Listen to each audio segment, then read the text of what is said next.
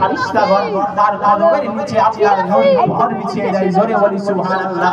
সেই বাচ্চা আপনার যখন মাদ্রাসায় পড়তে আসে, হাদিস শরীফের মধ্যে রয়েছে রাসূলের পাক বলতে আছেন সমুদ্রের মস্ত ভাগ সেই বাচ্চার জন্য দোয়া ইস্তেগফার করতে থাকে।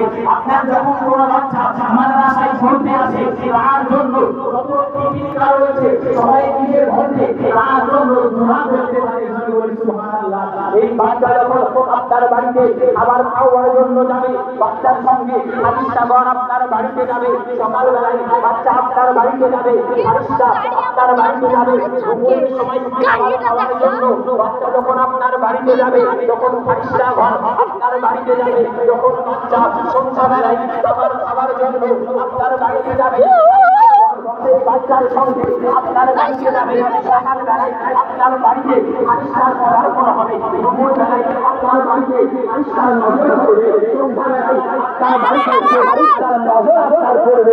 একবার চিন্তা করুন, এই বাড়ির মধ্যে কেমন আছেন? তো ভালো থাকেন।